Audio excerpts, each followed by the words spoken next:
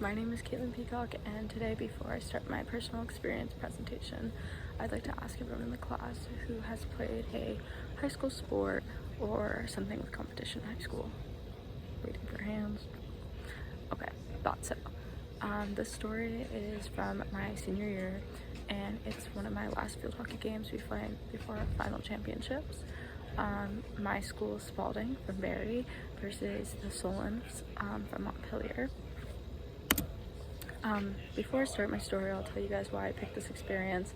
Growing up, field hockey had always been so important to me because my mom actually played in high school, and I began playing when I was 11 years old. Me and my best friend, we both wore our mom's numbers because they both played together. And because I started playing at 11 years old, me and my friends had really bonded over that, and we'd been growing up playing together. Because it's such a competitive sport, it was a healthy way for me to release anger and get adrenaline rushes. When I was in middle school, I was diagnosed with ADHD, so I always wanted something to do. I always needed to be busy, and I always finish my work or everything else before everyone. So it was really good to have something to look forward to after school. I met so many of my best friends through this game, and for me, it's so much more than a sport. Take a picture is a running inside joke that'll never die for the seniors. Spalding's 2024 field hockey team. October 21st, Saturday morning, 7 a.m., bright and early. My team stumbled onto the bus exhausted from our game the night prior against Harwood that we won, and all of our practices from the week beforehand. None of us were too excited to get on the bus for a 30-minute ride to play a game in the rain. But once we got to the field, we started warming up, we started talking to each other, giggling, and slowly but surely waking ourselves up by getting soaked in the rain and mud puddles all around the field that morning. As we finished warming up, we noticed that another rivalry team called U32, that we referred to as the Zoo because we called them animals, and they would call us Scary Barrie because we lived in a not so great city called Barrie, were filming us, and they were recording all of our offensive plays, learning how to defend against us in the championships. My friend Ruby, who was our team captain, actually yelled and said, yeah, take your pictures, and that'll loop back at the end. The game starts off and we're all eager to score and defend. Although both teams shoot and shoot, no one seems to quite score. Around halftime, my coach actually pulls me aside and says, "What are you doing?" And that was kind of a wake-up call. She also talked to me, Ashley, Chloe, a lot of us, and we kind of got our head back in the game. We talked about what we were doing good and what we weren't doing so good.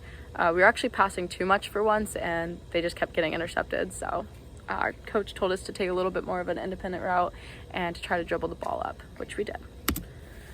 With the fourth quarter, with less than 5 minutes to spare, Ashley sends the ball across the circle, and I barely just tap it in. The score is now 1-0 with only 4 minutes left. With an easy win just minutes away, or what it seemed, the girl on the other team actually scored, and now it's 1-1, and it has gone into overtime. The clock has run out, and this is when field hockey games actually get the most intense. When there's less than 5 minutes in a game, that's when you know you need to pick it up. That's when everyone's kind of looking at you, and that's when you also don't want to get embarrassed and lose. There's nothing wrong with losing, but it definitely does not feel as good as winning. My coach puts me and 6 other girls onto the field. In field hockey, you're going to do a 7v7 when it's overtime. You can either have 7 field players or you can have 6 field players and 1 goalie. Ruby and I got placed on offense together, which is perfect since we can always find each other on the field since we've been playing together since we were 11. And Ruby sends me the ball, and I sneak it into the corner of the net. It was an amazing score. It kind of took a moment looking at each other before we realized that the game was done. It was okay. We could lay back, kind of relax. But once we realized it was done, we celebrated and we hugged each other. This is my team up in the top right-hand corner. We went on a team hike the next week to celebrate our 2 wins that Friday night and that Saturday morning. And this is me and Ruby after the game. And, in this we said, yeah, take a picture, because we were getting our pictures taken the entire time before the game. Our rival school had no idea what was going to come out of that, but we won the game, which they weren't expecting. I was very fortunate to be able to play this season.